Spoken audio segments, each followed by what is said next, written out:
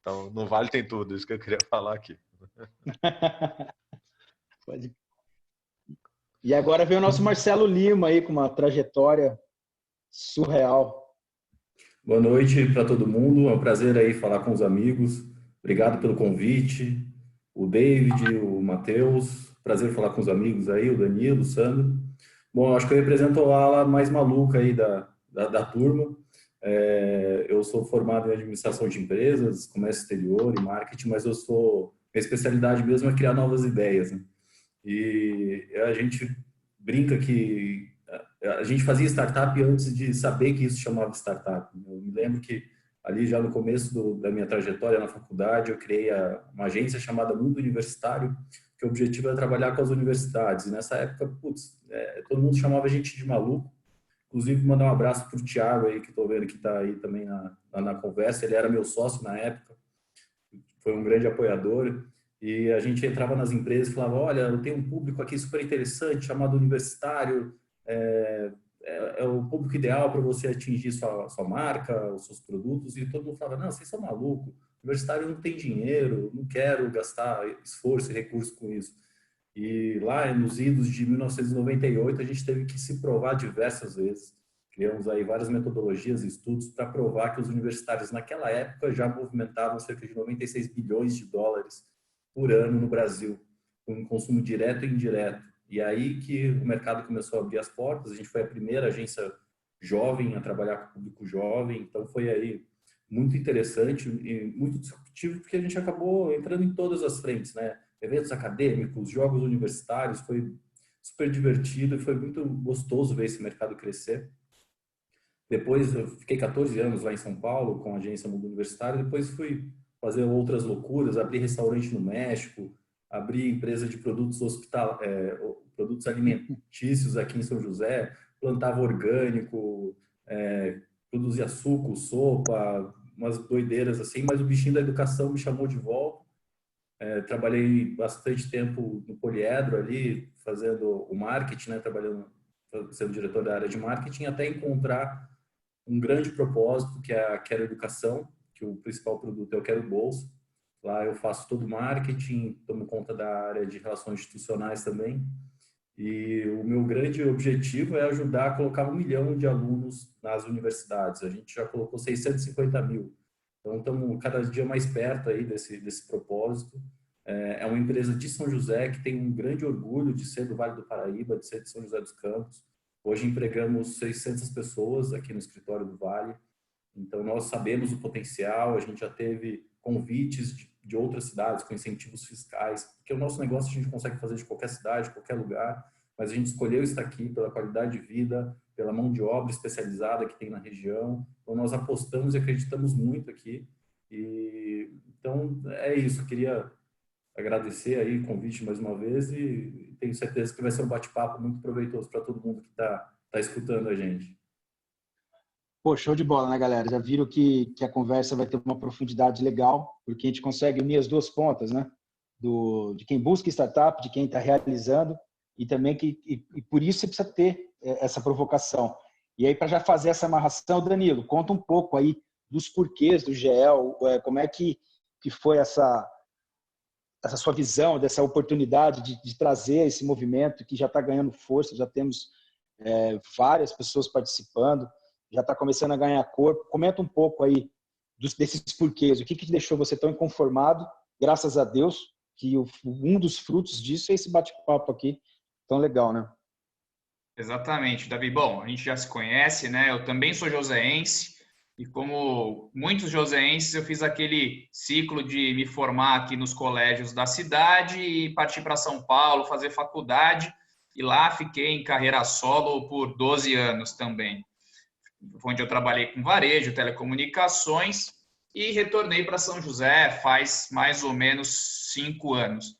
Quando eu retornei para São José, eu percebia que a cidade tinha muito potencial, mas faltava marketing, né? A gente brinca aí no bastidores que às vezes falta marketing para São José. Uma cidade com IDH altíssimo, né?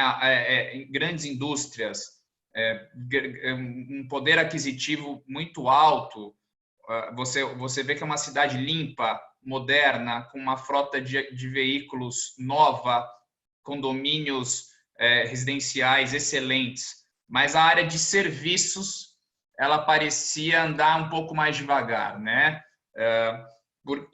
A gente ficava vivendo aqueles mitos, né? São José é a cidade que fecha McDonald's, São José é muito industrial, São José é muito perto da praia, é muito perto de Campos, é muito perto de São Paulo, então as pessoas vão para lá consumir e não consomem aqui.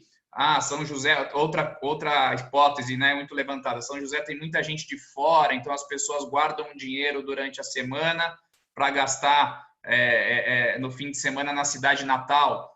E a gente começou a abraçar esses mitos e começou a viver eles, né? E eu também tenho a oportunidade de ser sócio da risoteria Vila Lobos, ali no Vila Ema, e ali era o meu laboratório. É onde eu via entrar e sair pessoas e analisava o perfil das pessoas. E um belo dia eu comecei a perceber que entravam pessoas mais jovens no restaurante, consumiam mais, consumiam melhor no sentido que tinham mais conhecimento culinário, conhecimento de vinhos, tinham referências diferenciadas de quem foi para fora, morou em São Paulo, morou em outras cidades, até mesmo fora do país, e voltava para a cidade e começava a exigir de São José serviços diferenciados. Uma agência como a Papaya, com um propósito diferenciado, um restaurante diferenciado, um cabeleireiro, um spa, uma loja de roupas com conceitos mais gourmet, né? Como muitas coisas aí surgiram gourmet nos últimos anos, mas que a cidade necessitava. E aí eu comecei a minha busca. Onde estão os outros Danilos? Né? Onde estão os outros empresários da região aí de 20 a 40 anos? Quem é a nova geração que quer fazer acontecer, que quer crescer o seu negócio, quer crescer a região, mas a gente não se conectava, né? Então, São José é um berço aí de TI diferenciado, muitas startups, mas parece que não havia a conexão. E aí o GEL surgiu exatamente para conectar, ser a cola que junta os dois mundos, né? O mundo da startup, o mundo dos jovens empresários, o mundo dos jovens líderes que estão no mercado corporativo, para a gente fazer acontecer uma nova geração de empresariado na cidade, na região do Vale do Paraíba, e fazer diferente. A geração de empresários até hoje trouxe São José até um patamar de ser realmente uma das melhores cidades para se viver do Brasil. Que a gente pegue esse bastão que já foi erguido lá no alto e possa continuar esta inovação. Né? Eu vou muito para Campinas e Ribeirão Preto, que tem filiais da LogMed, e eu vejo cidades mais ou menos do mesmo, Campinas maior, Ribeirão menor, mas que também, né, são cidades importantes do interior, com muito mais desenvolvimento nessa parte, muito mais marketing, entre aspas. E por que não São José dos Campos fazer parte desse grupo? Então, o GEL surge com esse intuito, que são 5 objetivos. Geração de negócio entre os filiados do grupo, networking, né? Temos que nos conhecer, temos que nos ajudar, aproximação dos setores público e privado de forma ética, ou seja, nós precisamos saber para onde a cidade está caminhando para a gente caminhar junto com os nossos negócios. E vice-versa, a gente também apontar para a cidade aonde está o futuro dos negócios para que ela possa se preparar, criar uma infraestrutura para receber o futuro, né? Uma troca. E também temos os objetivos de mentoria mais para frente, que é de capacitar, ensinar startups, e o Sandro é um ótimo candidato para nos ajudar nisso. E a parte de eventos mesmo, uma parte mais social, onde a gente pode trazer convidados de diversos segmentos para vir conversar um pouco com os jovens empresários da região. Então, o GEL é isso. Para quem não conhece, o Instagram é a nossa rede social mais ativa hoje, é @grupogel, J-E-E-L. Lá você pode entrar, se cadastrar e dia 2, inclusive, de junho, dia 2 às 7 da noite, eu vou estar lá online tirando dúvidas de quem quer participar do grupo. Então, acho que a gente vai poder falar mais sobre o GEL aí durante a noite. Vou passar a palavra para o Sandro e para o Marcelo um pouquinho. Tá fazendo essa conexão aí. Sandro, você falou aí que você já recebeu 6.000 startups para analisar, que engajou 60. Como é que é esse processo Eu tenho muita curiosidade, eu tenho sonhos, né? Acho que todo mundo, quem nunca pensou em ter uma startup, não existe, né? Eu acho que o cara, quando ele já é meio inquieto, conformado, ele já pensou alguma coisa. Na prática, como é que é o desafio? Conta pra gente como é que é a sua rotina dentro desse contexto. Eu acho que pode ser uma pergunta de todo mundo aí. Sim, é muito interessante, né? Assim, esse mundo de startup, ele gira muito no relacionamento e nas conversas, né? Então, uma boa parte do meu dia a dia, ou eu posso dizer da minha semana a semana, é conversar com investidores, conversar com aceleradoras, tá? Conversar com incubadoras e conversar com outras empresas de pessoas que fazem a mesma coisa que eu, né? Isso tanto aqui como nos Estados Unidos. Eu tenho uma boa conexão também com Israel e com Singapura, né? Europa, ainda estou mexendo um pouco lá na Europa. Então, no dia a dia, como que chegam essas 6 mil? Chegam através dessa rede. Elas chegam através dessas conversas. Então, a gente está o tempo inteiro eu estou falando para eles, olha, na Embraer eu estou olhando isso, isso, isso. Aqui eu estou olhando em saúde, eu estou olhando, que não tem a ver com a Embraer, eu estou olhando isso, isso, isso. E de tempos em tempos eu vou participar. Então, eu estou sempre, por exemplo, lá no Darwin, em Santa Catarina, né? Estou sempre lá em Floripa, que é um dos principais locais do Brasil. Estou sempre com a Lei ali no Parque Tecnológico, entendendo o que está acontecendo, conversando com as startups, vendo o que está vendo. Estou sempre com a Embrapi, que é um Instituto Brasileiro de Investimento em Inovação e Tecnologia, né? Estou sempre duas vezes por ano no Vale do Silício e Boston. Estou sempre passando por lá para poder gerar nas aceleradoras, para ver o que está acontecendo, etc. Né? E aí as startups vêm chegando. Além disso, ainda tem toda a parte proativa, né? Então, lá dentro da empresa, nós temos uma série de problemas que podem ser resolvidos com startup. Uma série de problemas. E eu passei os 3 últimos anos corrigindo os processos internos para ter certeza que a Embraer dava conta de contratar startup, fora fazer os investimentos, né? Então, lá o jurídico é acertado, agora compras é acertada lá rapidinho para contratar e para trazer. Depois que a gente acertou isso, começou a vir muita demanda. E aí eu volto aqui, eu ativo de novo a rede, conto para todo mundo. Fala, gente, ó, tô de olho nisso. Tô de olho nisso. E vai chegando. Então, isso é o que é interessante do ecossistema de startup, é que ele se chama ecossistema porque é todo mundo junto. E isso é muito legal. Então, todo mundo ajuda todo mundo. Especialmente as que estão nesse começo, né? Depois que vai crescendo, claro que continua ajudando, mas a gente ajuda mais do ponto de vista de investimento. Então, um dia, eventualmente, Marcelo, vou rodar uma série J aqui, né, Sandro?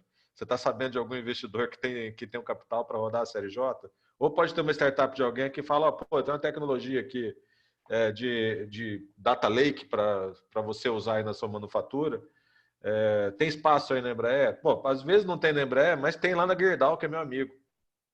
Se não tem na Gerdau, tem na Fiat, né? Então, a gente se conhece, todo mundo se conhece. E todo mundo conversa. Então, esse é um lado do jeito que é o dia a dia. Agora, eu vou falar para você, assim, é apaixonante, né? Porque eu lido com nova tecnologia o tempo inteiro, né? E é muito interessante. E o que está sendo mais interessante está sendo ver a evolução rápida do Brasil. Eu comecei a mexer trabalhar com startups final de 2015, começo de 2016. O Brasil não tinha nada, era terra devastada.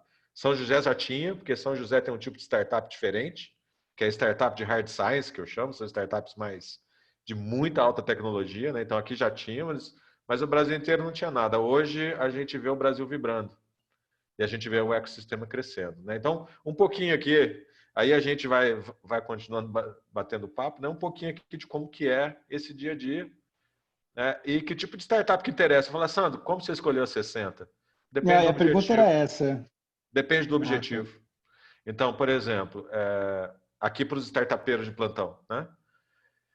Se eu estou olhando para um processo da empresa e eu quero comprar um serviço de uma startup, eu quero uma startup que esteja com a tecnologia redondinha e madura, né? E para poder pegar, eu chamo de plug and play. Faço plug and play. Se eu não faço plug and play na empresa que eu trabalho, na Embraer, eu vou falar para o meu amigo lá do Hermes Pardini, como eu falei, da Gerdau, da Fiat, da Mercedes-Benz, falar, gente, tem uma startup para vocês aqui, esses caras são legais, né? Então, assim, aí eu procuro prontidão. Às vezes, a gente quer buscar tecnologia, aí a gente vai procurar o hard science, aí São José está jogando super bem, né? São José é ótimo nisso, né? E às vezes a gente está procurando parceria de longo prazo, aí é investimento. Aí a gente vai procurar o quê? Se a startup tem condição de escalar, ela vai entender quem que é o time da startup. Pô, esse pessoal está vendendo grafeno. Aí você olha no time, você tem uma pessoa de moda e uma pessoa... Eu estou exagerando aqui o caso ao contrário, tá? Startup vende grafeno, aí você tem um cara que trabalhou a vida inteira, eu vou te sacanear, né? Numa empresa de marketing, né? E o outro trabalhou numa empresa de alimento. Não tem nada a ver, não vou investir numa startup dessa, entendeu? Um pouquinho só disso. Aí você pode perguntar aqui, a gente vai explorando, e para todo mundo que está aqui, a gente vai explorando tudo isso. Mas eu olho sempre o time, tá? Sempre. O time é o mais importante de qualquer startup. A pluralidade das pessoas? Deixa eu aproveitar e fazer uma pergunta para o Vai lá. Sandro. Aquela educação nasceu ali nas salas de aula do ITA, né? Você ainda vê que a maioria das startups elas saem das universidades? Você ainda vê que esse grande movimento ele ainda vem latente, ele vem nascendo ainda dentro das salas de aula? Não, hoje não, Marcelo. Hoje as startups aqui no Brasil é um pouco de sala de aula, mas o movimento de empreendedorismo está pegando o pessoal recém-formado, né? E o pessoal que está saindo de empresa. Tá? Aqui também é um fenômeno... Desculpa, a maioria tem 40 anos, né? A média de sucesso de um empreendedor é de 40 anos no mundo. E isso segue a tendência dos Estados Unidos. Então, nos Estados Unidos, as startups, via de regra, elas vão ter pessoas ali de 7 a 8 anos de experiência. Né? Quando é alguém muito novo, é porque assim, o PhD super biologista que inventou um negócio lá com o professor dele e resolveu criar uma startup. Né? Que vai ser esse tipo de caso. Agora, um outro comentário. Isso é uma pena, por quê? Porque o hard science sai da universidade. Então, isso é um dos trabalhos que eu estou fazendo aqui no Brasil inteiro, faço com a Embrapi e tudo mais, e com a própria Embraer, é tentar financiar o hard science saindo da universidade. Quando eu falo hard science, eu estou falando de biologia, eu estou falando de fármacos, estou falando de parte de medicina, falando de avião, que é aquele que o cara desenvolveu, a moça desenvolveu o PhD, junto com outro grupo, né? E isso daí gera uma oportunidade de ser uma startup de sucesso. Eu acredito que isso começa a voltar. Boa parte das startups que hoje estão de muito sucesso é de gente que criou as suas universidades, criou a sua tese lá no mestrado na década de 2000. Né? Só para trazer hoje. O último, daí eu paro de falar, tá bom, Marcelo? Vou parar de falar. Tem uma startup do Covid, ela chama HiLab. Tá? Não sei se já ouviram falar, é o teste do sangue. Eu conversei com eles, porque eu fiquei desesperado. Na hora que eu vi que os caras existiam, liguei para eles lá para ver do que eles estavam precisando. Né? Eles estavam precisando de ajuda para fazer 10 milhões de testes. Só para vocês terem uma ideia, e eles estavam fazendo 60 mil por mês. É uma loucura. Né? Nasceu de pesquisa de mestrado e doutorado do pessoal em 2003. E só agora que eles conseguiram vir a fazer o trabalho. E receberam uma rodada de investimento de 20 milhões em outubro do ano passado. Isso deu um gás aí para eles. Interessante. Ô, Sandro, tem uma pergunta que talvez você tenha respondido, mas qual que é o seu processo para analisar forecast e ter insights sobre as startups promissoras? Uma pergunta da Leihine. Por exemplo, você falou, agora eu estou em saúde. Existe algum... Como é que é? Agora eu vou para a saúde. Como é que é feita essa construção desses caminhos? Olha, um primeiro ponto é entender quais são as necessidades do mercado. Né? Então, em saúde, eu passei aí, aproveitando que eu estou de férias da Embraer nesses 2 meses, né? Quase todo mundo está. Eu passei os últimos 2 meses conversando com médico, com clínica, com laboratório, com hospital, né? Entendendo primeiro o problema da cadeia. Esse é um lado. Então, a gente tem que entender para que a startup serve e qual o problema que ela está resolvendo, para poder ver se realmente eu tinha tecnologia para isso. Então, eu ainda estou... Nós, né, tem um time grande no fundo aí que a gente está estruturando, a gente ainda está entendendo. Mas a gente sabe, por exemplo, né, a gente partiu do grande problema. Brasil, 200 bilhões de dólares de gasto com saúde por ano. Ineficiência, acima de 60%. Pronto. Macro problema está desenhado. Agora vamos começar a trabalhar nisso. Aí você tem problema de fila, tem uma série de outros problemas. Tem problema. Agora vamos olhar do ponto de vista tecnológico. Então a gente começou a estudar, e aí, gente, tem bases de dados especializadas em startups, tá? várias bases de dados no mundo. Vou falar uma de graça para todo mundo, Crunchbase. Se divirtam-se na Crunchbase. Se vocês assinarem a Crunchbase, eu asseguro que vocês vão saber 50% do que está acontecendo em startup no mundo. Então, a Crunchbase é o tipo de um crowdsourcing de startups. Então, mas eu tenho acesso a outras que a gente paga, né? E a gente ali começa a estudar o tipo de tecnologia que está indo e quais são todas as tecnologias, que nível de maturidade que está cada uma delas. Isso é possível a gente ver assim, poxa, tem um dado de tecnologia genômica, está começando a bombar agora, né? Começando a sair, inventou o CRISPR lá nos Estados Unidos, tal, não sei o quê. Como que está o nível de investimento em genômica? Pô, série A, a maior parte das startups ainda está rolando o primeiro investimento, que é o seed, e o segundo investimento, que é a série A. Então está bem imatura ainda a tecnologia, está bem no comecinho. Então aí a gente olha, opa, e aí você vai entender. Última resposta para eu não dominar tudo, né? Eu sou uma pessoa que eu faço zoom in e zoom out, tá? Então eu olho acima, aí eu ligo para a startup. E aí, deixa eu ver tua tecnologia, como é que é? Você está precisando de investimento? Mostra para mim. Então, assim, eu pego um exemplo de cada um para realmente sentir, para poder ver, para não ficar só no PowerPoint, né? Tá? Entendi. Bom, Marcelo, acho que a bola está levantada para você contar aí um pouco da história da Quero Educação, como é que são os desafios de vocês lá.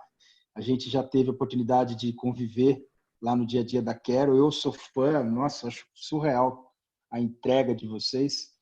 Conta pra gente um pouquinho aí da sua experiência. Legal. Bom, a Quero nasceu, como eu adiantei um pouco agora, lá nas salas de aula do ITA, né? O Bernardo, na época, que é o fundador, ele reuniu lá uma turma boa de colegas e começou ali em 2012 a querer fazer coisas para a educação. Ele não sabia ainda muito bem o que fazer.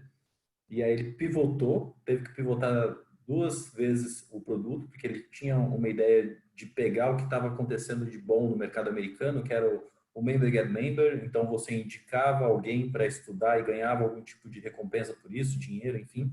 Tentou fazer isso no Brasil, não deu certo. A gente não tem essa cultura. Depois ele quis fazer a questão do Luminai, né? Quem estudou já na universidade poder doar ou indicar pessoas para estudar também naquela universidade, fomentar aquela rede de ex-alunos. Só que no Brasil também nós não temos a cultura de devolver para a universidade que a gente é formado algum tipo de recurso, doação, enfim, coisa que é muito forte nos Estados Unidos e que já foi forte no Brasil. Uma curiosidade, o Centro Acadêmico da USP de Direito, do Largo São Francisco, eles começam o caixa, o centro acadêmico, tá? Eles começam o ano com caixa de R$1 milhão só de doação. Eles têm muito ex-formados de lá, que são juízes, enfim, que eles doam terrenos, doam propriedades. Então, tinha no antigo Detran de São Paulo, ali na 23 de maio, o terreno que era o estacionamento do Detran, que chamava Palhinha. Aquele terreno inteiro é do Centro Acadêmico da USP de Direito, porque foi doação. Então, se fazia muitas doações no passado e não fazia mais, não faz mais hoje em dia. E aí, o que aconteceu? A gente viu que o mercado ele tinha ali uma deficiência de ter carteiras vazias em salas de aula. Poxa, você começar, né, a turma que começa um semestre, que começa a universidade, vai a turma até o fim. Então, tem a necessidade de você preencher a sala e colocar todos os alunos ali desde o começo, desde o primeiro semestre. E a gente viu que a taxa de ocupação do mercado era de 50%. Então, 50% das carteiras estavam vazias. A gente falou, bom, a universidade, eu loto suas salas, eu preencho suas salas, só que você tem que abrir mão de parte da sua receita. E com isso a gente ajudou as faculdades a encontrar qual que é a porcentagem ideal para cada turma, para cada período de cada turma. E a gente colocou tudo isso, disponibilizou de graça para o aluno, né, pela internet. Então o aluno ele não precisa comprovar renda, ele não precisa comprovar condição social, ele vai lá no site do Quero Bolsa e ele acha ali uma boa oportunidade para ele. Para você ter uma ideia, hoje nós temos no site do Quero Bolsa cerca de 2,5 milhões de ofertas de bolsas de graduação, pós-graduação. Agora a gente começou também a trabalhar com escolas, ensino básico, ensino médio, então a gente está querendo pegar toda a vida do aluno e fornecer algum tipo de benefício para ele, né, estudar mais e melhor. Muita gente ainda dropa a faculdade, deixa de estudar por algum motivo, e o maior motivo é financeiro. Então a gente sabe que esse é o principal ajuda que as pessoas têm que ter hoje, é financeiro. Outro dado importante, hoje no Brasil, só 18%, aumentou um pouquinho, mas só 18% dos adultos que teriam idade para estar formado na universidade, né? Então, os adultos com mais de 20 anos, só 18% tem faculdade concluída. É um índice muito baixo comparado a outros países, inclusive em desenvolvimento. Então, a gente tem uma mão de obra pouco qualificada. Então, a gente sabe que quando a gente está ajudando a colocar um aluno na sala de aula, a gente está ajudando o país como um todo, o Brasil. E é muito interessante que a gente tem esse feedback muito na veia, né? Então, cara, a gente recebe bolo de vó como agradecimento de ter colocado o netinho na faculdade. Eu já recebi uma galinha, eu visitei uma pessoa no interior e a avó veio, né, toda feliz, falou assim, meu filho, tá aqui o que eu posso te dar. Era uma galinha. Eu falei, puxa, muito obrigado e tal. Mas aconteceu muitos casos interessantes. Normalmente, os alunos bolsistas, eles agradecem o Quero Bolsa no seu TG, né, na conclusão de curso ali, falam, se não fosse o Quero Bolsa, eu não estaria formado. E a gente sabe que quando a gente impacta uma vida, a gente, na verdade, está impactando a família inteira, a gente fica muito feliz e muito gratificado de ter o nosso trabalho ser reconhecido e ter impactado a vida de pessoas.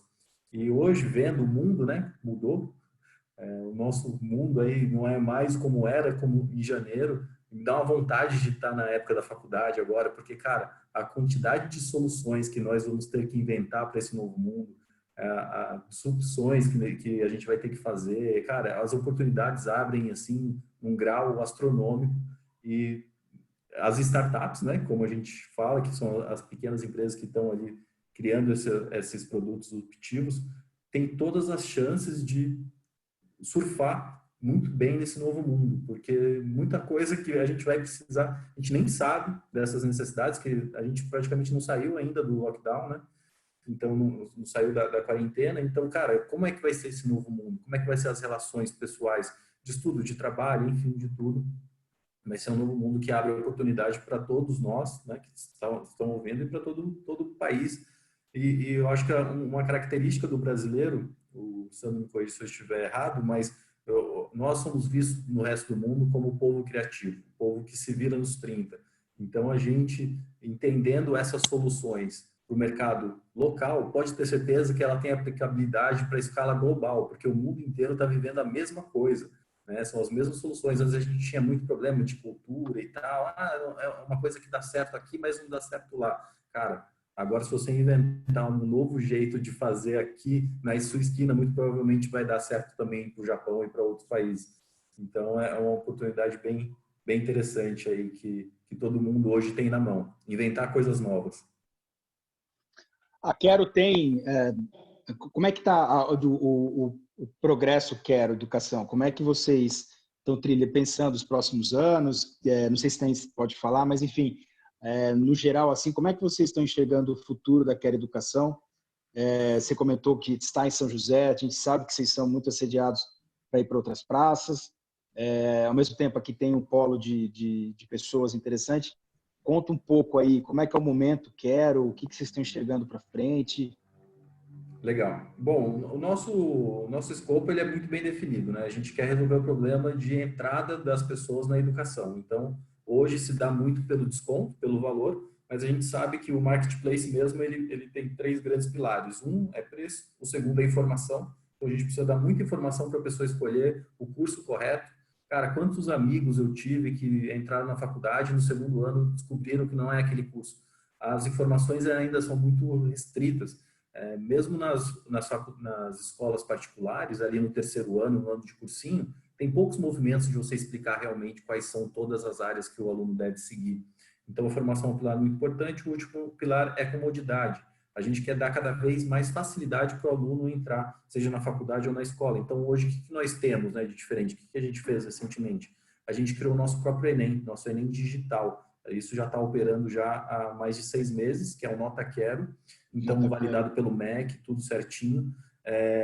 O aluno vai no seu próprio celular, por exemplo, ele faz ali a sua prova e em pouco tempo, ali, em 24 horas no máximo, ele tem o resultado já, e ele está habilitado para entrar em uma das 1.300 faculdades parceiras do Quero Bolsa. Então, facilita demais. Porque Hoje, o aluno ele tem que esperar a data da prova do Enem, que é uma data só por ano, e se ele perdeu aquela inscrição, aquele prazo, puta, é só o ano que vem que ele tem direito. Cara, com a nota Quero, a qualquer momento ele vai lá, tem a nota e já consegue entrar na faculdade. Beleza. E aí a gente viu que 25% das pessoas perdiam a data de matrícula. Lembra aquela história de você ir lá na secretaria, entregar seu certificado de reservista, seu histórico do terceiro ano e tal? Puta, não precisa mais, a gente está fazendo a mesma coisa que os bancos fazem, os bancos digitais. Tira foto dos seus documentos, tira foto de você mesmo, coloca ali no aplicativo, manda e você está matriculado. Então, a gente aumentou a quantidade de entrada de pessoas, trazendo facilidade, né? Então, a gente está tentando cobrir esses 3 pilares. Recentemente, também, a gente adquiriu uma empresa que faz a mesma coisa que nós fazemos para o ensino superior, só que para o mercado de escolas, que é o Melhor Escola, hoje está dentro do grupo da Quero Educação, e a gente está também agora indo para esse lado. E a gente sabe que vai chegar o momento da gente fazer a internacionalização e ir para outros países. A gente foi convidado em 2018 para ir para o México, pelo governo do México, de abrir a Quero lá no México, porque é um mercado muito parecido, um mercado educacional. E a gente sabe que tem México, Índia, enfim, países que abraçariam essa cultura, mas a gente ainda quer ficar o pezinho no Brasil ainda, sabe, solidificar antes de dar um passo maior. Curiosidade, quando a gente vai lá para os Estados Unidos e tenta explicar para os investidores, né, como é o mercado de educação, cara, eles não entendem, porque lá o mercado de educação é outra história. Como assim vocês pagam? Desconto, mercantilização da educação. A gente gasta muito tempo dos nossos pitches de 5 minutos explicando o que é o mercado de educação brasileiro para depois falar do negócio da Quero.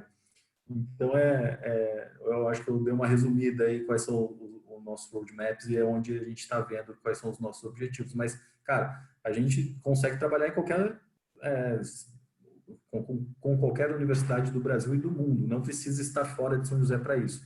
A gente tem escritórios em Fortaleza, em São Paulo, em outras cidades, mas a gente sabe que a base está em São José porque aqui a cidade tem muito a oferecer, tem qualidade de vida, tem mão de obra qualificada e tem as pessoas que a gente contrata de fora quando vêm para cá para trabalhar na Quero, elas não querem mais sair. Elas falam, nossa, puta, a qualidade de vida minha aumentou demais, a cidade é linda, maravilhosa. E a cidade é muito hospitaleira, né? Porque está acostumada a receber pessoas de fora. Então, todo mundo se sente muito abraçado, não tem aquelas histórias, por exemplo, vou dar um exemplo só, tá? Não porque eu tenho nada contra, mas Curitiba, mercados mais do sul, cara, é muito difícil de você mudar para começar uma nova vida, que o povo é super restrito, não te dá bom dia, não é hospitaleiro. E aqui em São José a gente tem outra realidade. Então, é bem gostoso de estar aqui e desenvolver empresas aqui na região. Legal. E Danilo, falando de GEL, como é que você, primeiro, chegou nesses os dois convidados? Conta um pouco disso e fala um pouco sobre o GEL, como é que faz para o critério de participação, como é que está sendo essa construção? E fala um pouco também do seu negócio, que analisando aqui, está de um lado tem essa pegada startup, inovação, e você com logística, como é que você inova em logística? Como é que você imagina também o futuro dos seus negócios nesse contexto de corona, com inovação, com tecnologia pura? Fala um pouco sobre isso aí. Então, vou começar invertendo aí a sua pergunta, porque é muito interessante, né? A gente ouve o Sandro com a visão de investidor, fundo, e aí o Marcelo contando a trajetória de uma vez startup, né, de sucesso. E eu me lembro do começo da LogMed também, há 11 anos atrás. Eu estou há 5 na LogMed, mas ela tem 11 anos, né? E naquela época era ainda muito restrito o acesso a investidor anjo, a fundos de investimento de startup, né? A gente tinha que usar o empréstimo do banco. Tinha que pegar aquele hot money com taxas de juros altíssimas, né? A Selic naquela época lá, 10, 12%. E isso era um grande impeditivo também para o empreendimento brasileiro, né? Você já largava ali cheio de dívida, né? Eu até costumava falar assim e o Brasil era muito burocrático, então você imagina uma pessoa que guardou ali o capital da vida inteira para abrir um pequeno negócio, uma loja de roupa, por exemplo. Nos Estados Unidos, você consegue uma aprovação muito mais rápida desde que você ofereça segurança e que o core business vai funcionar. Aqui no Brasil ainda tinha muita burocracia, então às vezes você quer abrir uma loja de roupa, mas a maçaneta não é da marca que obriga, que precisa ser, e aí trava a sua loja. Aí você vai pegar dinheiro no banco para garantir o funcionamento enquanto a sua loja está fechada. Isso travava demais, né? Então a LogMed já foi uma startup que, infelizmente, não cruzou anjos na sua vida, mas cresceu de qualquer forma e hoje é uma empresa mais consolidada e a gente agora sofre exatamente na outra ponta, né? Como inovar, como crescer, como se manter competitivo, e a logística está seguindo o mesmo caminho do mundo, né? A tecnologia. O que era há 10 anos atrás um diferencial, você ter uma frota de veículos, você ter uma rapidez na entrega, não é mais um diferencial. Agora é a qualidade da informação, é a rastreabilidade, é a sinergia com que você pode atender mais de um cliente ao mesmo tempo, né? Então, o controle logístico ele é muito importante. As grandes transportadoras que estão no Brasil hoje, geralmente, elas cresceram de caminhoneiros que foram bem-sucedidos nos anos 70, 80. Então, ele foi bem-sucedido, foi comprando frota, e com os méritos dele se transformou uma transportadora. A LogMed ela já não é mais uma transportadora, ela é solução logística e, mais especificamente, solução hospitalar, né? Então, a gente faz diversos serviços ali entre a ponta do cliente, que é a multinacional ou o distribuidor, e o hospital que precisa receber esse produto. Então, a logística está indo vertiginosamente para o lado tecnológico, num setor que não era muito tecnológico até um tempo atrás. Então, eu vejo uma ruptura nos próximos 5 anos muito grande, né? E a empresa que continuar naquele modelo de frete, tabela de frete, caminhão, vai se tornar uma commodity e não sei como vai competir nesse novo mundo que o Marcelo muito bem falou. Quanto ao GEL, exatamente isso, né? A minha inquietação começava a aumentar, eu falava, quem são os Sandros, quem são os Marcelos, os Davis? Fiquei muito tempo fora da cidade, não conhecia as pessoas, e quando eu falava com as pessoas, elas também não conheciam, né? Não existia uma unidade. Então, eu fui procurar grandes pessoas que conectavam, né? Pessoas que tinham aí mais tempo de cidade ou que trabalhavam em profissões que atendem maior número de pessoas. A gente tem o cabeleireiro em comum, o Alex, né? Que ajudou muito a gente a conectar muitas das pessoas. E eu senti que tinha um gap, né? Faltava alguém dar o primeiro passo, né? Um gap de juntar essas pessoas. Falei, bom, então eu vou dar um primeiro passo, vou buscar pessoas que têm esse mesmo direcionamento, que acreditam na missão da GEL, e está indo muito bem, né? A gente tem alguns membros e agora estamos abrindo para afiliados. Eu até vi que tem uma pergunta aqui, que são os critérios, né? Bom, na verdade, o GEL é um grupo muito novo, a gente vai na live do dia 2 iniciar oficialmente aí a entrada de novas pessoas, mas em resumo, você tem ali alguns critérios básicos, né, para você ser um membro, um filiado ou um convidado da GEL. Os membros geralmente precisam já ter empresas que faturem aí 1 milhão por ano, né, ou sejam cargos de diretoria e gerência em grandes multinacionais, e os membros eles participam de reuniões, eles organizam as diretrizes do grupo. Os filiados, que eu acredito que vai ser a massa mais poderosa do grupo e a massa que vai fazer mais pela cidade e pelo grupo, porque é onde entra 90% das pessoas, são todos os empreendedores que a gente tem falado, né? A pessoa que está começando, a pessoa que tem uma startup que já está rodando um faturamento contábil, mas precisa de ajuda, precisa crescer, os autônomos, né? Que tem empresas de arquitetura, engenharia, corretor, advogados, salões de cabeleireiro, todo mundo que é autônomo ou microempreendedor que precisa se conectar, podem ser filiados também da GEL, ou convidados, pessoas que talvez não entrem nesses critérios, mas possam participar de eventos específicos. A ideia é ter uma agenda bem democrática e que traga conteúdo para todo mundo na proporção devida. Pô, show de bola. Davizão, deixa eu fazer uma pergunta aqui. O Danilo, muito intrigante aí o detalhe, né, do o cabeleireiro em comum com o Davi, seria uma boa. Mas, cara, eu acho que em São José tem muito disso, né? Você até me ajudou aqui a formatar o tema que eu queria puxar em relação às pessoas, né? Então, no Vale tem tudo, sei lá, algumas coisas que me chamam a atenção no discurso de vocês três. O Sandro, ele olha as pessoas da startup, né? A startup tem que ser inovadora, tal, tudo bem, legal, mas quem é o time que está entregando aquilo, né? Quais são os conhecimentos, habilidades, atitudes, né? Daquele time da startup? Eu entendo que você falou algo muito parecido, que também no sentido de quem faz parte do GEL, quem que é o empreendedor, né? Quem são os Davis, né? Que você fez o exemplo aí. Então, quem tem essa energia de crescimento, contribuição, e realmente vamos valorizar aqui, então, esses comportamentos, habilidades e atitudes também do empreendedor, né? Vejo o Marcelo aí também na Quero Bolsa, escolheu São José dos Campos porque tem mão de obra competente. Então, assim, nesse pilar pessoas, qual que é a sua opinião sobre o empreendedorismo joseense, né? E depois passar essa bola para o Sandro e para o Marcelo também, das nossas competências, né? E, eventualmente, quais são as falhas ou as dificuldades que o Vale ainda tem que enfrentar, tem que amadurecer de comportamento mesmo, de mindset vencedor. Eu queria jogar esse assunto em relação ao tipo de comportamento que a gente tem hoje, né, o que a gente já avançou aí, que você comentou também.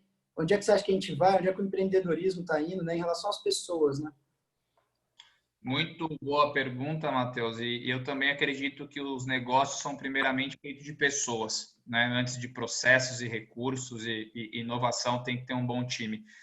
E o Vale já melhorou muito, realmente. A gente vê uma nova geração de pessoas chegando mais bem preparadas, mais bem estudadas, mais bem vividas, que trazem inovação para a região. É uma região que recebe também muita gente de fora, né? Como o Marcelo comentou, e isso é um poder muito, muito grande para a nossa região. Inclusive, estava conversando com um amigo do setor imobiliário que falou que, inclusive, com o home office, né, que vai aumentar muito aí no nosso novo mundo, muitas pessoas já estão querendo sair de São Paulo e vir morar em São José, porque vão ter uma mobilidade maior de trabalhar de casa, né, e o deslocamento vai ser bem menor. Então, a gente também deve receber uma mão de obra qualificada aí da capital, principalmente, para fortalecer a nossa região. A mão de obra, como o Marcelo falou, eu concordo com ele, a educação é um grande problema no nosso país ainda, né? E ela é a base para que a nossa mão de obra não seja tão qualificada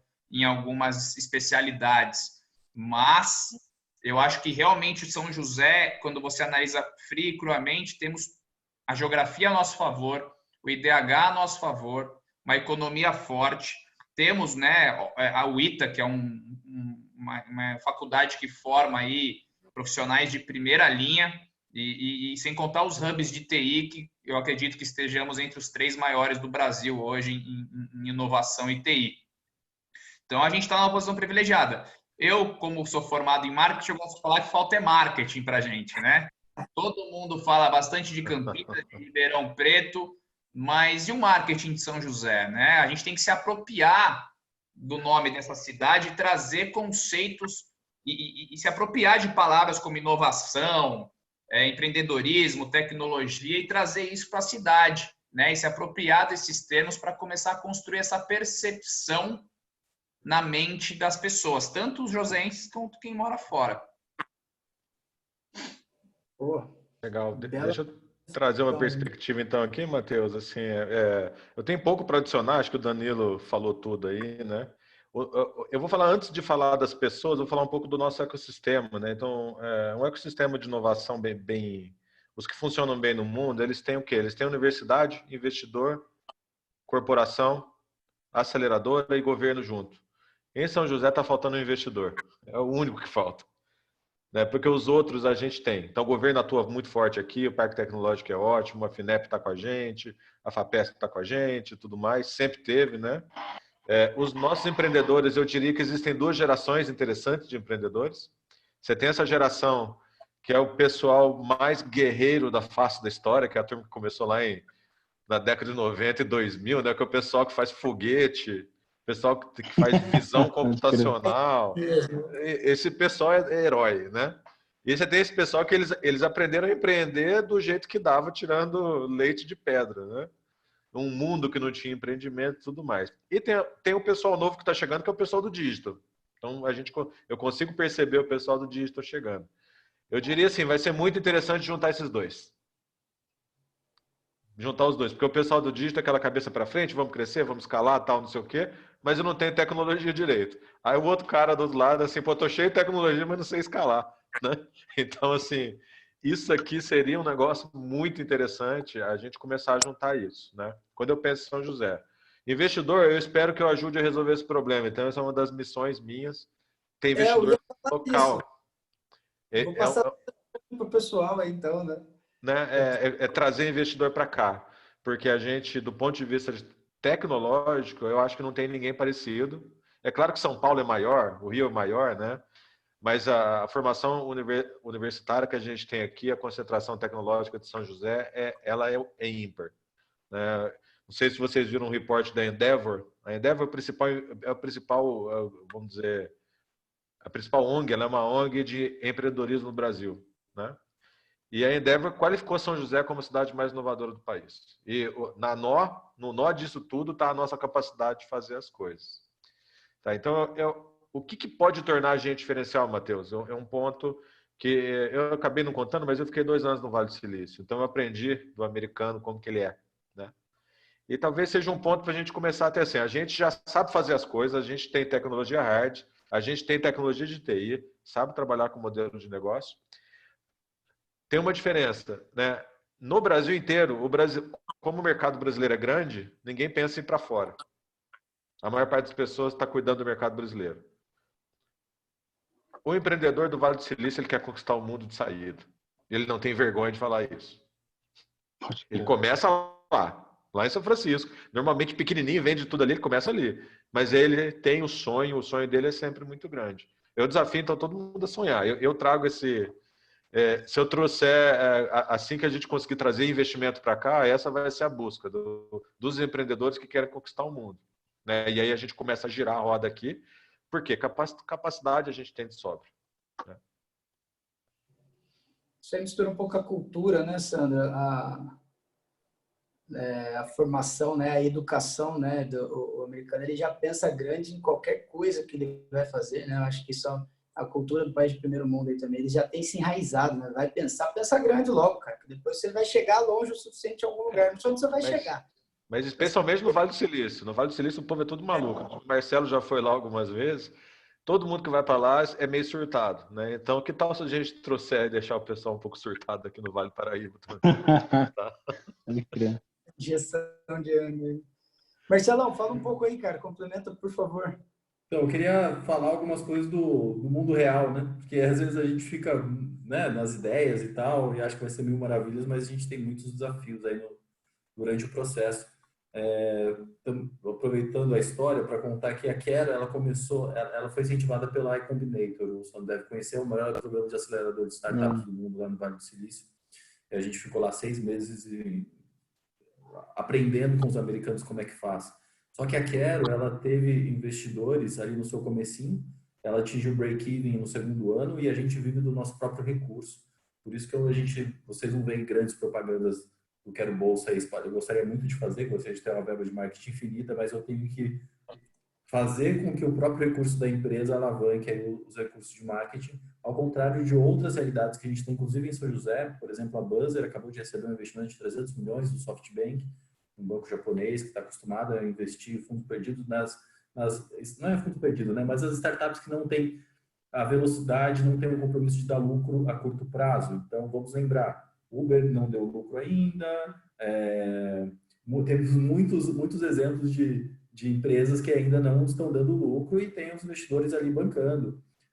A WeWork, inclusive, que acabou de chegar em São José, que está ali, anunciou um prejuízo bilionário no final do ano passado pela sua própria SoftBank, mas beleza, o pessoal lá está fazendo caixa, assim como o Bezos ficou anos botando dinheiro ali na Amazon sem dar lucro e hoje é o homem mais rico do mundo. Mas a gente tem que fazer, né, as coisas acontecerem nas próprias pernas. Eu vejo que São José tem uma característica bem peculiar, que a gente tem várias São José dentro da mesma cidade. Então, a gente tem o pessoal lá de Alto de Santana, que é quase o povo mineiro, né, que a gente brinca ali, que está pertinho ali de Minas e tal, que tem uma característica. Tem o pessoal de um lado da Dutra, tem o pessoal do outro lado da Dutra. Então, a Quero começou num escritório que ficava numa sobreloja no satélite, a gente conhece lá, que tem uma realidade, aí para cá tem outra. E nós sentimos, hoje o escritório da Quero está ali no Jardim Esplanada, na Avenida São João, perto ali do City Aranha, e a gente sente muita falta de infraestrutura. Eu fico pelo menos 3 semanas do ano sem luz. Acabou a luz, não tem o que fazer, cara. E eu perco muito dinheiro. Então, o que eu já faço todo ano? Eu já alugo o gerador, deixo ali na período de chuvas, ali no começo do ano, para se cai a luz, já ligo o gerador. Só que o gerador custa uma grana, gerador a diesel, enfim. Só que é melhor eu ter uma segurança do que não ter. Mas o melhor seria se eu tivesse a infraestrutura da cidade, porque a gente paga a conta de luz, paga caro por essa infraestrutura, a gente reclama com todo mundo que dá para reclamar, a gente já vem enfrentando esse problema já há muitos anos, tem uns contatos na prefeitura, falamos com todo mundo lá, mas é um problema que não se resolve. Eu tenho certeza que não é falta de vontade de fazer, é simplesmente porque não está no roadmap ali de tomar conta ali dos geradores ali da Avenida São João, que é uma área nobre, mas a gente enfrenta esse problema. A gente enfrenta, a Quero, ela é patrocinadora de alguns times esportivos da cidade, como o rugby, a gente patrocinou o futebol um tempo atrás, e o futebol ele é muito ligado à política da cidade. Então tem um outro perfil de pessoas que tomam conta dessas caixinhas que já foram tomadas. Não sei se vocês acompanharam recentemente o sucesso que o Bragantino teve com o Red Bull, né? A Red Bull foi lá e investiu muito dinheiro, comprou bastante jogadores. A Red Bull queria fazer isso em São José, com o time de São José, mas politicamente o pessoal não quis nem sentar para conversar com a Red Bull, então a gente perdeu essa oportunidade de ter um time, sabe, que fizesse o negócio acontecer. Contando um pouquinho da história de mão de obra, a gente até o final do ano passado, a gente tinha um gap de 150 funcionários da área de TI que a gente não conseguia contratar, não chegava os currículos, não chegavam essas pessoas para poder contratar, e até que eu conheci o Tosi e a gente fez um projeto juntos pela FATEC, e aí ele conseguiu introduzir dentro da matéria da FATEC alguns programas que nós trabalhamos dentro da Quero, e a gente conseguia ter uma mão de obra um pouco mais especializada, mas o que facilitou todo esse processo foi eu ter conhecido o Tosi. Então, eu acho que é essa engrenagem que a GEL pretende fazer, se aproximar as pessoas pelo conhecimento, pelo networking, a gente conseguir fazer coisas maiores juntos. Então, seja pela história da infraestrutura, seja pela história da mão de obra ou pelos investidores, cara, a gente precisa se unir.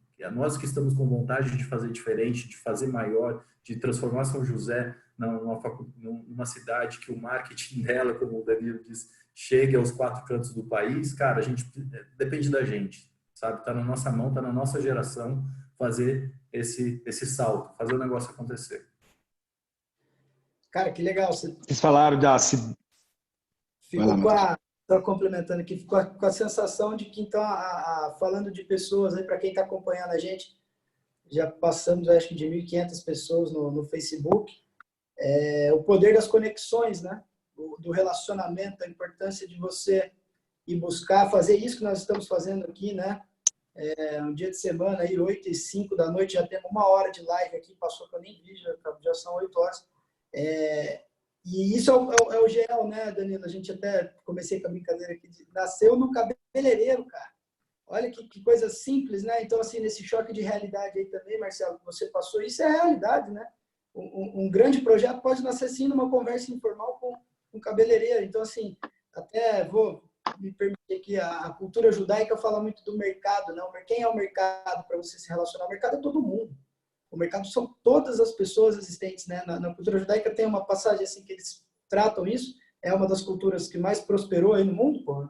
Então, assim, tratar bem, fazer as conexões, cuidar da ponta, né? De ponta a ponta do relacionamento. Então, enfim, fez sentido aqui.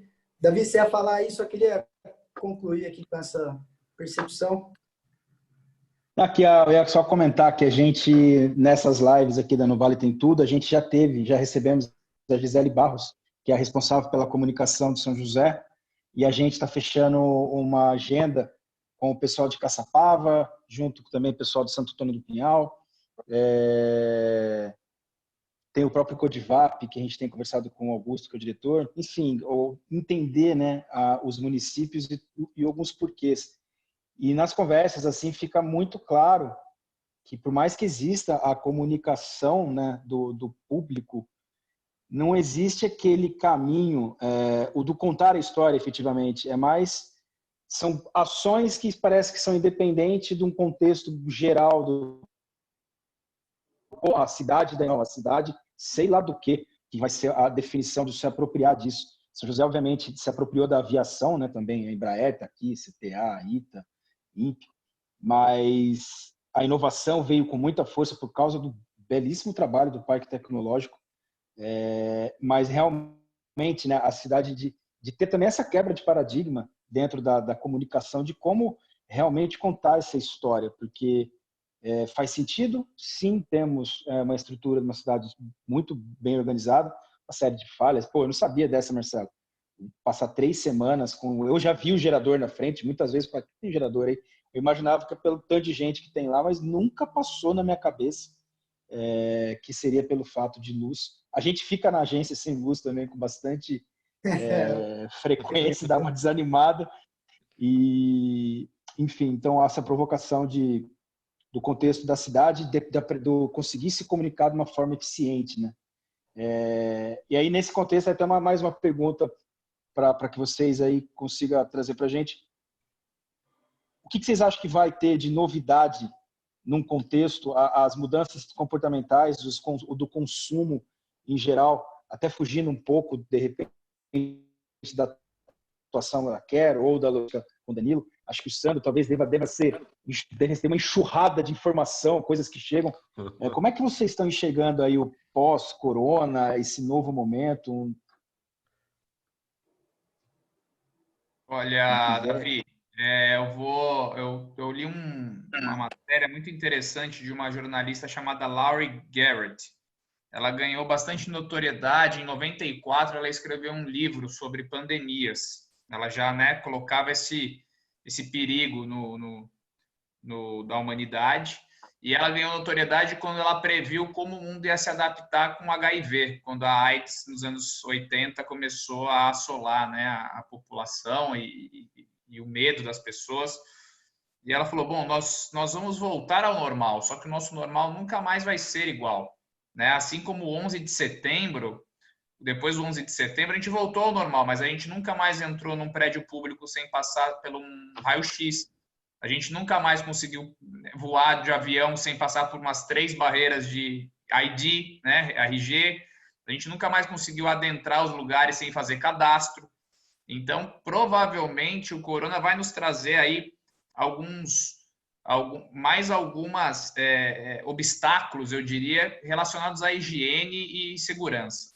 Né? O meu sócio viajou recentemente para Porto Alegre e falou que os hotéis estão se adaptando. Então, as mesas de café da manhã têm um acrílico no meio das mesas, né? O buffet, para quem tem restaurante por quilo, provavelmente vai ter que migrar mais ou menos por aquele modelo de bandejão de empresas, né? Alguém servindo o seu prato e separado também por um acrílico.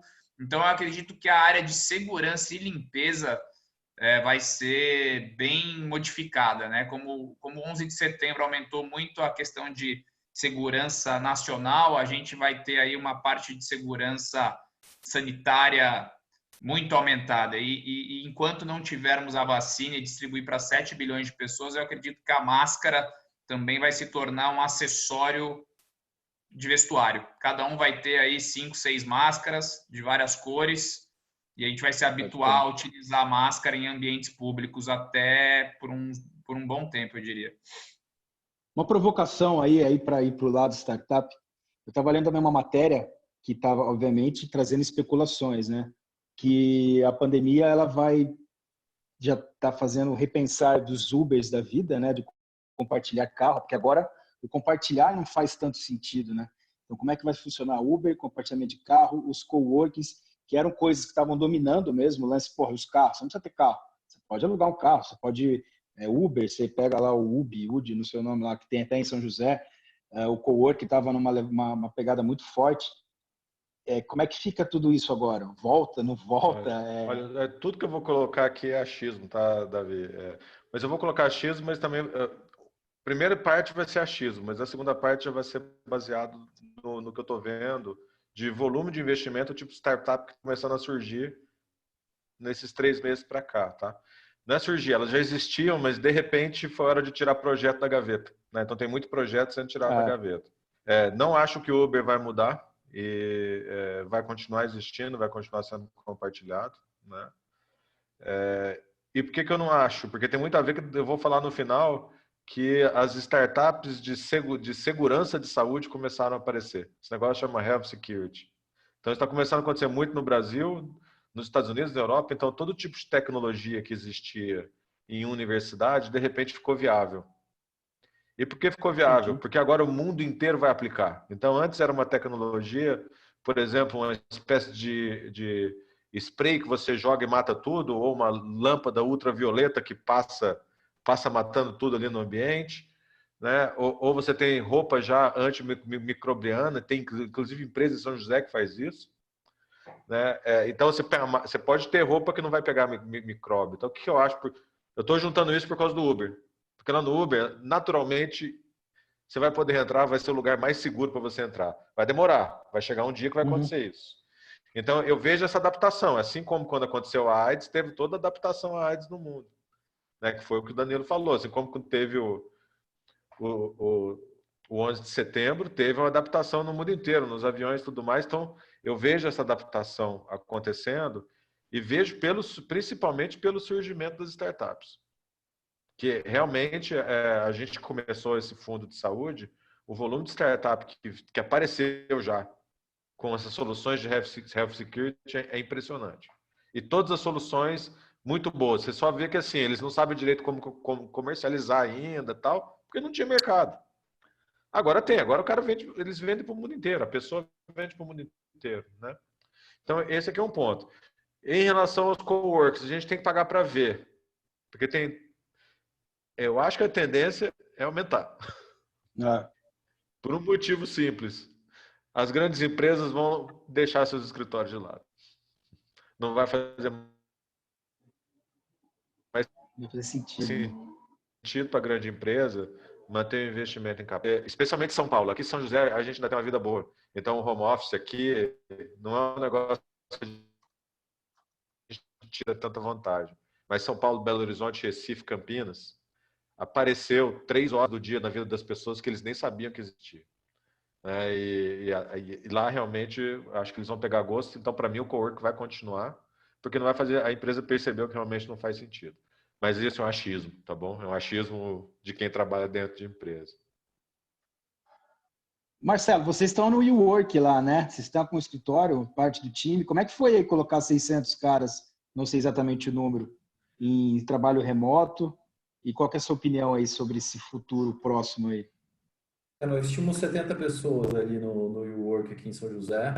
A gente colocou todo mundo remoto e a gente ativou o time de tecnologia que criou uma coisa, né, o pessoal varou 3 noites lá e conseguiu criar uma coisa bem disruptiva para o mercado de atendimento, né, de call center, que a gente consegue, a cada ligação, saber qual o celular que está disponível e direcionar a ligação para o celular de um atendente que está na sua casa. Tem várias call centers em São Paulo grandes que não conseguiram e ficaram forçando as pessoas a irem trabalhar e foram motivos de grande repercussão aí no começo da quarentena, mas a gente conseguiu desenvolver essa solução interna. Eu acho que mérito do time que está super focado lá em desenvolver essas coisas. Mas, cara, tá todo mundo hoje trabalhando, os 600 pessoas, a gente faz essas reuniões diárias, todo dia a gente começa o dia já dando as metas do dia, e no outro dia, no dia seguinte, a gente vê o que conseguimos fazer no dia anterior e traça novos planos aí para esse dia. Está funcionando bem. A gente sentiu que o engajamento, a produtividade aumentou. Eu acho que deve ter sido comum. Eu escuto muitas pessoas falar disso, que, né, a produtividade aumentou. Mas nós achamos que é uma produtividade não sustentável. Porque a gente toma café, vai para o computador e vai até a hora da janta no computador. Cara, a gente está fazendo força para se adaptar, por isso que a gente está fazendo isso. Mas não é sustentável que a gente passe anos fazendo a mesma coisa. Então, a gente acha que, né, a gente deu um pico de produtividade, isso deve dar uma barrigada para depois se estabilizar. Tem muita gente pedindo para voltar, pelo amor de Deus, para o escritório, que não aguenta mais, que a mulher não sabe, não consegue respeitar. Falou, não, você está aí em casa mesmo, então aproveita e tira o lixo, vai passear com o cachorro e tal. Ou, puta, não aguenta mais a família, cara, não aguento mais minha mãe e meu pai, não sei o quê, preciso voltar para o escritório. Então, tá todo mundo tentando se adaptar. Eu acho que são aí coisas que tá todo mundo passando, mas o que eu vejo, né, aí falando de futurologia, aí, como todo mundo brincou, vou me dar o direito de brincar também. O que a gente vê, cara? Que na educação o EAD é realidade, né? Então tá todo mundo foi forçado a estudar à distância e teve que se adaptar, uns mais, outros menos. A gente vê que muitas faculdades ainda têm resistência do EAD. Então hoje existem 2.400 universidades no Brasil. As pequenas, elas não tiveram tempo para se adaptar ao EAD e essas faculdades muito provavelmente vão sofrer muito com caixa, porque elas não têm fluxo de caixa forte como as grandes têm. Então deve haver uma grande quebradeira aí até o meio do ano. A gente estima que pelo menos 200 faculdades aí vão sofrer bastante até o meio do ano e muito provavelmente sejam comprados por grandes grupos ou vão ter que pivotar os seus negócios, porque não se preparar para o EAD não é fácil. Você conseguir uma plataforma de EAD rápido, você tem todo um período de adaptação, você tem que protocolar no MEC, isso demora uns 2 anos, enfim. Então, quem não se adaptou e não estava preparado para isso agora, cara, não vai ter entrada de meio de ano e vai sofrer bastante. Então, a gente está fazendo um trabalho agora de retenção de alunos, a gente está com produtos novos para tentar ajudar as faculdades a ajudar o aluno que perdeu renda ou perdeu emprego nesse período. A gente tem um seguro educacional que banca até 4 mensalidades para o aluno que é bolsista da Quero. Então, a gente está correndo aí aqui do nosso lado para tentar ajudar.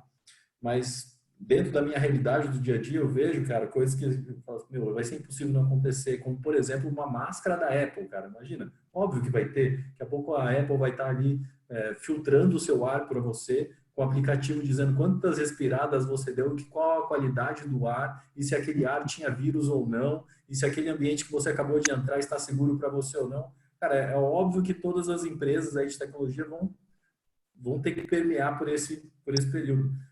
Toda vez que eu vou no supermercado, eu só saio de casa para ir no supermercado, eu fico muito de saco cheio de ter que fazer a higiene, pegar o alquinho e passar em todas as embalagens. Cara, lógico que vai ter uma grande câmera, como se fosse um micro-ondas que vai esterilizar todas as coisas para você de uma vez, você já vai pegar, já vai colocar no armário. Então, é aquilo que a gente comentou, né, cara? A criatividade, as soluções que vão vir nesse novo mundo vão ser incríveis, vão ser tudo permeando aí essas soluções que está todo mundo hoje pedindo, para facilitar a vida da gente, né? Porra, com certeza.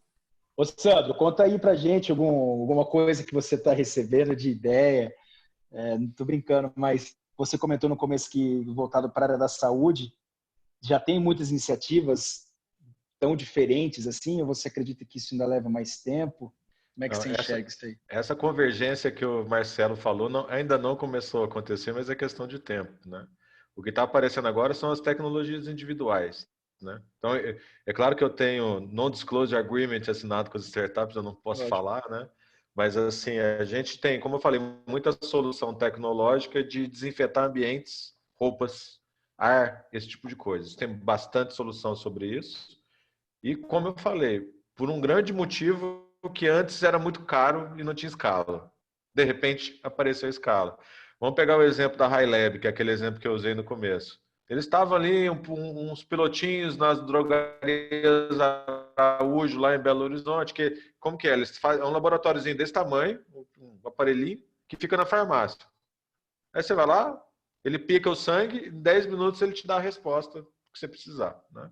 De repente, ele se vira às voltas com 10 milhões de pedidos, de uma hora para outra, né?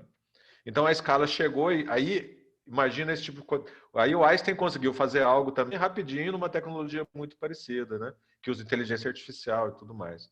Então, eu acho que daqui para o futuro, Davi, é a convergência que vai viabilizar essa convergência da máscara da Apple. Porque você trabalha, por exemplo, um tecido que é antibactericida, que já existe, que era caro, que agora se você fizer milhões ele fica barato, aí aparece um outro que coloca um chip ali dentro, pronto, você começa a medir isso. Então isso é uma boa oportunidade, né, que a gente vê pelo barateamento da tecnologia desinfetante, vamos chamar assim. Tá? Isso eu vi como é um ponto principal que está chegando.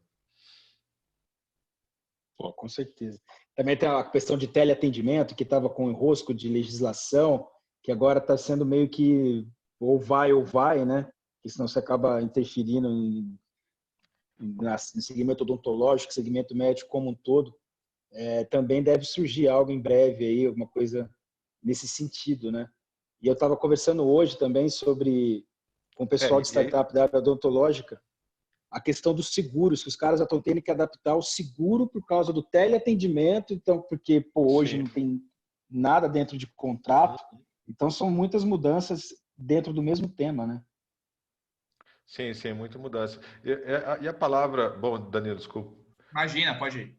A palavra convergência é que é o X da história aqui, né? Então, o teleatendimento, por exemplo, a gente já começa a ver uma tendência de uso de...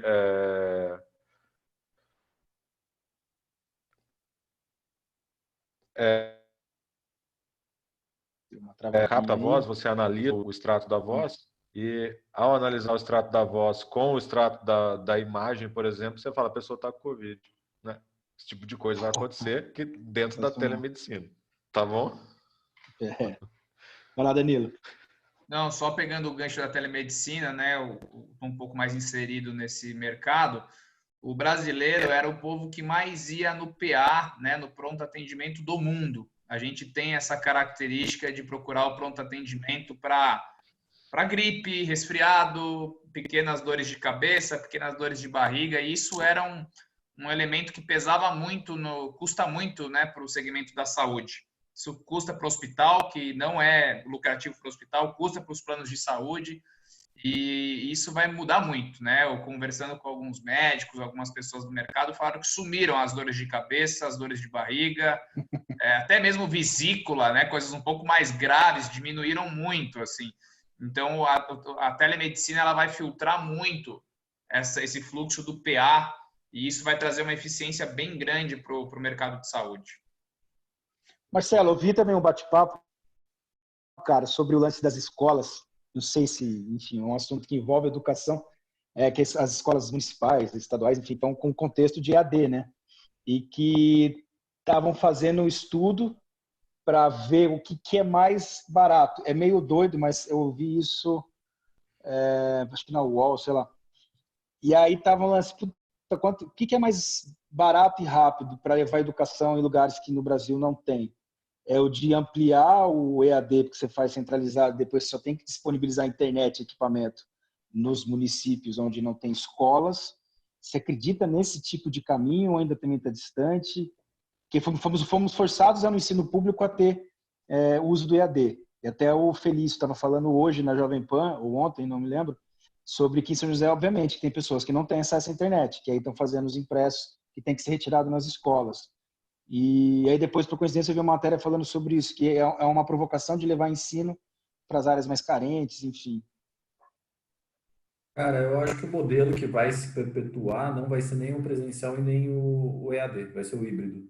O híbrido é o perfeito, porque você tem ali a mobilidade, você tem a questão de você conseguir fazer isso em larga escala, mas você precisa do presencial. Você imagina você ter estudado nas suas escolas, estudando à distância, cara. Sua mãe fazendo feijão lá na cozinha, o cachorro latindo, seus amigos jogando bola na rua e você ali na frente do computador. Não existe. Você tem que ir para a escola pelo menos um período do seu dia, você tem que conversar com pessoas. A gente vê muito isso também nos nossos processos seletivos, tá? Às vezes a gente pega um cara que é aquele ratinho de computador que é gênio, só que ele não consegue trabalhar em time. Ele é muito bom tecnicamente, mas ele não tem habilidades interpessoais. Para você desenvolver essas habilidades interpessoais, você tem que encontrar com pessoas, você tem que ir na biblioteca, você tem que conversar, você tem que fazer trabalho em grupo. Isso é importante. Então, por isso que eu acredito muito no híbrido. Mas tem um outro fenômeno acontecendo que é bem importante a gente ficar de olho, todos nós, porque impacta a sociedade, que é o seguinte: os pais estão perdendo suas rendas ou perdendo emprego e todo mundo está tirando, quem não pode pagar está tirando seus filhos das escolas particulares e colocando nas escolas públicas. E a gente está tendo uma alta demanda nas escolas públicas, esse índice está em torno de 40%. Então, 40% das das matrículas de ensino particular está indo para as escolas públicas, que tem que absorver essas matrículas em qualquer época do ano, só que não tem vaga, não tem espaço, e aí o que o pai faz? Entra com mandado de segurança e o município é obrigado a fornecer esse tipo de solução para a família, para o aluno. E aí, como é que faz? Então, eu tenho conversado com alguns municípios que dizem o seguinte, cara, eu vou ter que pagar, porque tem um detalhe, né? Esse ano é um ano de eleição, os prefeitos não querem ficar com seus filhos queimados, então eles estão dispostos a pagar para o aluno continuar estudando na escola particular. Nossa Senhora. Legal. Como é que a Quero pode ajudar? Eu consigo fazer uma grande negociação com essas escolas particulares e oferecer um grande desconto para o município. Chegar e falar, bolsa para todo mundo que está nesse período. É bom para as escolas particulares, que vão ter que continuar com as suas salas cheias, não vão precisar demitir professores, funcionários, enfim. É bom para o município, que resolve o problema, é bom para os pais, é bom para o aluno, é bom para todo mundo. Só tem um problema. Não tenho nenhum tipo de viabilidade jurídica para Quero ser remunerada pelo serviço. Se a Quero não é remunerada pelo serviço, eu não presto o serviço. Se eu não presto o serviço, o governo tem que pagar a tabela, tem que pagar o teto. Então, a gente ainda tem muita burocracia para vencer, que a agilidade da startup, as soluções, às vezes, elas estão aí, dá para utilizar, mas a gente ainda tem uma grande máquina pública, tem uma grande barreira de burocracia para quebrar, para, na verdade, colocar à disposição um serviço que é bom para todo mundo, para a sociedade, para pai, para aluno, para todo mundo. Então, a gente, às vezes, tem que ter um governo startup, sabe? Tem que ter dentro do governo uma pasta para desburocratizar. Eu sei que o Mano faz um trabalho excepcional aqui em São José, que tenho certeza que muita gente aqui conhece ele, que ele é o secretário de desenvolvimento aqui. Ele tem esse objetivo de desburocratizar as relações, mas a máquina ela é bem pesada, é muito difícil de se fazer. Mas estamos aí, estamos trabalhando para que isso aconteça. Esse desafio que você falou jurídico, vocês devem ter enfrentado também na estruturação da Quero, mas por se tratar do privado, as decisões foram mais rápidas. Faz sentido?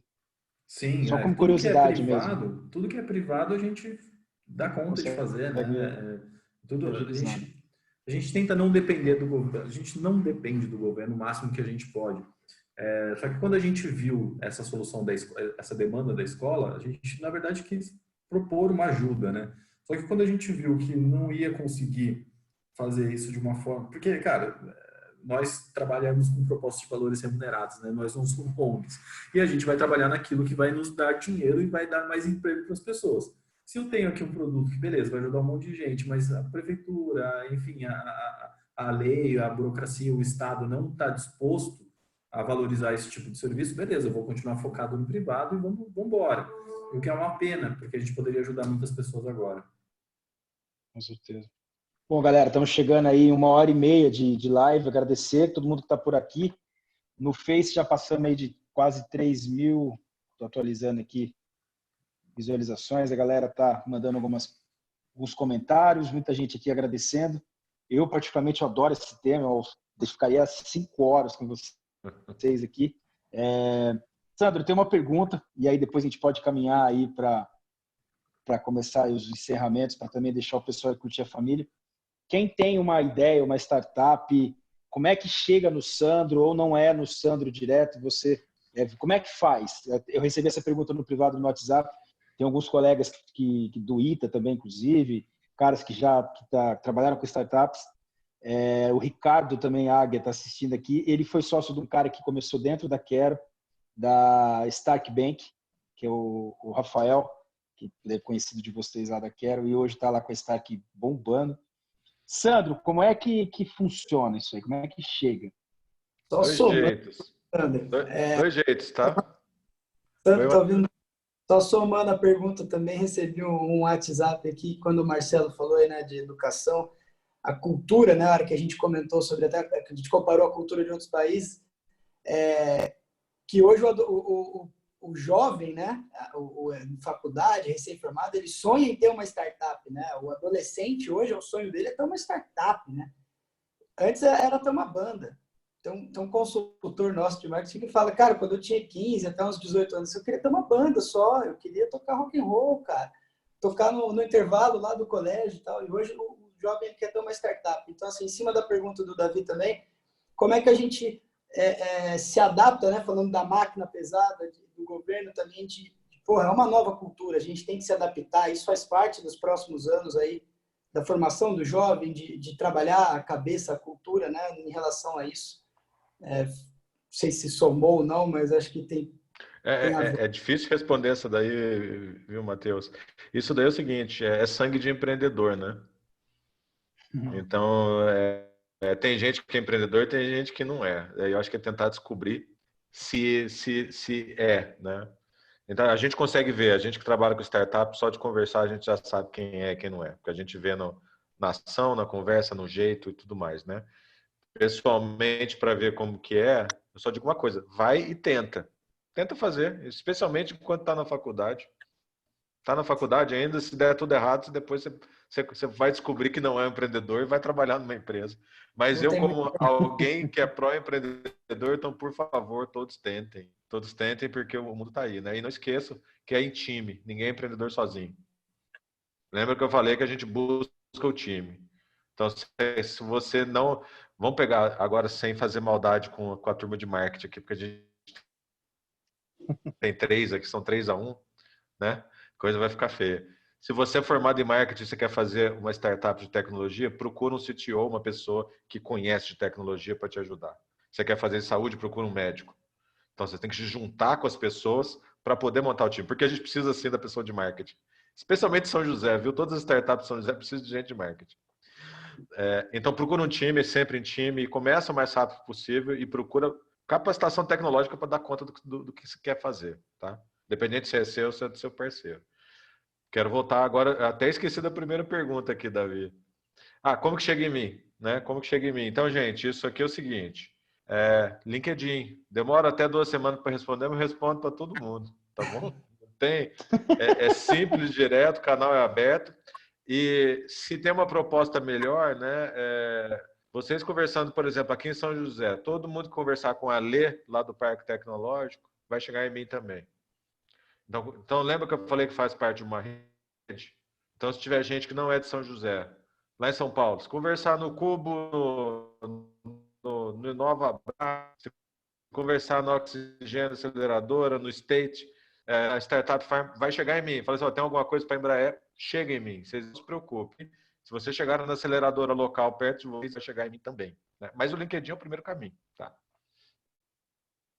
Fácil assim. Show de bola. Show de bola. Bom, galera, caso alguém quiser fazer algum comentário adicional, queria ir agora para os encerramentos, do recado final de vocês, já antecipando o agradecimento. Tá muito rica essa discussão aqui, tem uma galera acompanhando também. Danilão, te agradecer, você como representante do GEL, de ter tido essa iniciativa de construir esse grupo. São José tem vários grupos, né, associações, cada um com seu propósito, seu valor, obviamente, mais focado nos jovens. Até eu tentei fazer o Alex entrar aqui, que também foi o cara que foi a conexão de tudo, que é o cabeleireiro, que eu corto cabelo com o Alex, que é uma figura. Acho que esse cara é o cara que mais conhece gente em São José, impressionante. Talentosíssimo em conectar pessoas, né? Impressionante. Ele é forte. Então, manda aí o seu recado. Comentando até, eu estava até conversando com você hoje sobre as pessoas que estão formando o GEL, que tem uma galera fortíssima. Ontem assisti a live dos meninos da Ativia. Tem lá hoje, vamos começar a campanha na Jovem Pan com o Rodrigo, tem aqui os 2 monstros que estão com a gente. Então, fala um pouco sobre isso, sobre os seus sonhos com o GEL, onde é que você quer chegar. É isso mesmo, pessoal. GEL, acreditem na GEL, acreditem no negócio de vocês, acreditem na região. Vamos fazer acontecer junto. Entra lá, Grupo GEL, se você se identificou com a nossa proposta, se você tem essa vontade de conectar, de gerar negócios, de crescer a região, ou entra lá, Danilo Magri, no meu Instagram também, é a forma mais fácil de conectar comigo. A gente bate um papo, sugestões, dicas são muito bem-vindas, afinal de contas é um grupo novo, que cresce rápido, mas é novo. Em breve vocês vão ouvir falar mais dele aí na Jovem Pan. A gente vai ter um trabalho de mídia também um pouco mais forte nas redes sociais. Para isso, para juntar jovens com o objetivo de crescer, de fazer acontecer, de mudar o mundo, por que não o mundo, né, Sandro? E não somente a nossa região. Então, eu estou muito feliz pelo espaço, muito feliz pelo papo, né? Acho que enriqueceu a todos nós. e fico aberto aí para quem queira contatar comigo, tanto pelo grupo no pessoal. Um abraço a todos, uma boa noite e com certeza faremos uma parte 2, quem sabe, com os resultados de tudo isso aqui.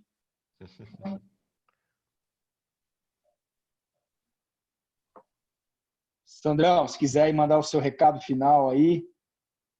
Eu acho que eu acabei de passar um pouco do recado, né? Então, pró-empreendedor, não tenham medo, juntem as competências necessárias para poder tirar o sonho do lugar. Né? Então, esse que é o ponto, sempre em time, sempre conexão. E agradecer aqui também. Então, olha, essa hora e meia passou que eu nem vi ela passar, viu? Davi, Matheus, muito legal. Né? E vamos trabalhando para São José. Obrigado, agradecendo. Legal, da minha parte, que também agradecer aí a participação, muito bom, muito gostoso aí conversar com os amigos e espero que quem esteja ouvindo aí a gente tenha se inspirado de alguma forma. Eu acho que a gente está aqui disposto a conversar e compartilhar experiências, porque da mesma forma que o empreendedor não faz uma startup sozinho, precisa de um time, nós como sociedade a gente precisa se unir para fazer o nosso ambiente mais proativo, melhor, por isso que a gente precisa se unir. Então, se você tem aí uma vocação ao empreendedorismo, a startup, a se juntar a pessoas que estão dispostas a fazer também mais pela cidade, se junta ao grupo aí, porque vão ser bem-vindos. E um abraço especial para o Alex, que conectou todos nós aqui. O Alex é tão bom que ele consegue cortar cabelo até de quem não tem direito. Então, puta de um cabeleireiro bom, indico ele, que ele conectou e fez toda essa brincadeira que ia acontecer. Pode crer. Bom, o meu recado aí também é agradecer a presença de vocês, de verdade, muito obrigado. Sei que o tempo está corrido, todo mundo com as suas famílias, com as empresas, com o trabalho rolando. E para mim fica um recado, assim, para mim o grande objetivo dessa live foi, é possível fazer. Então estamos vendo aqui o Marcelo Lima representando uma startup que é motivo de orgulho, sim, para o joseense, para o brasileiro, porque está resolvendo talvez um dos maiores problemas aí, que é a educação. E os caras estão realizando, né? Parar de reclamar também, né? Olha para frente. Como o Sandro disse, junta com amigo, junta com o colega que é o cara eu sou marketing, né? O cara é o amigo do computador, o amigo da saúde, sei lá do que for sua ideia.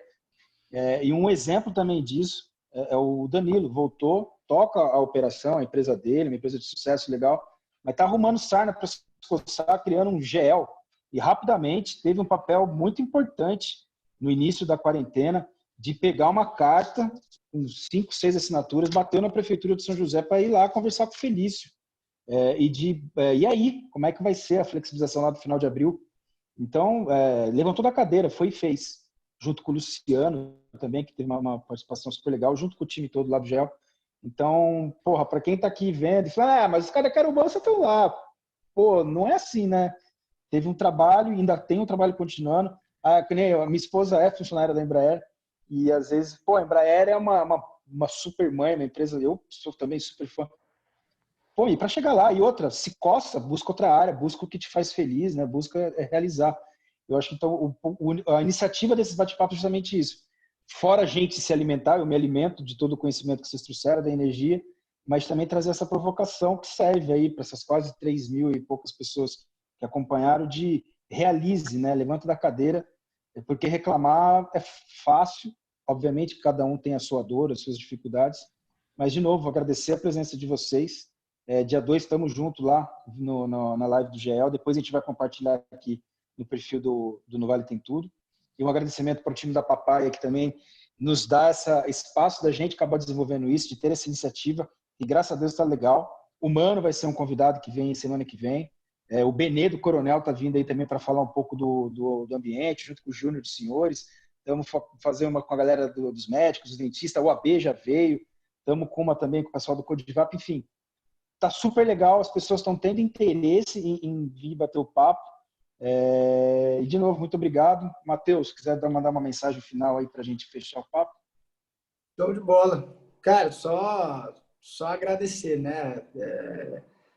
O propósito aí do No Vale Tem Tudo hoje foi, eu tenho falado isso em todas as lives, né? Nós estamos sendo bem representados, né? O propósito é realmente esse, São conexões que eventualmente um fala a mesma coisa que o outro, mas de forma diferente. E nós estamos aqui já, hoje é a 5ª edição, se eu não me engano, 5ª edição. Um número expressivo já de pessoas que a gente atingiu, são quase 20 convidados, né? Na edição de sábado, acho que a gente fecha 20 convidados já até aqui. Então, assim, o poder da informação, né? A informação transforma. E hoje alguns dados, algumas informações, algumas provocações, as experiências diferentes, essa soma, né? Então, o recado para mim aqui ficou muito forte aí, né? No movimento de vocês três, cada um do seu jeito, e principalmente o Danilo, aí, buscando essas conexões para ganhar força, né? Para ganhar voz. Então, cara, sensacional. Espero que tenha agregado para todos que nos acompanharam aí também. Muito legal, agradeço mesmo. E vamos em frente. Sábado tem a próxima edição aí, com um time forte também, o pessoal de mídia especializado, o pessoal que trabalha com mídias de bairro, né? Um jornal do Aquários, outro do pessoal da Revista Urbanova, que fazem um trabalho de informação nesses bairros aí muito legal, muito nichado, né? Diferente dos grandes veículos que a gente está acostumado. Então também vai ter um aprendizado bacana. Danilo, Sandro, Marcelo, obrigado mais uma vez, sensacional. Davi, vamos tirar uma foto aí para encerrar? Quem que ainda está com a gente aqui já? Faz aí a foto aí, que essas coisas eu não sei fazer. Então tá. Vamos lá. O que tem? Tem que só sorrir, hein? Vou no 3 aqui, ó. Vamos todo mundo, Mate, tô aqui, vai. Vou puxar essa para você. Tô aqui, vamos lá. Todo mundo aí que tiver com câmera puder ligar, por favor, a gente tira uma foto. Vou contar até 3, no já todo mundo sorrindo. 1, 2, 3 e já.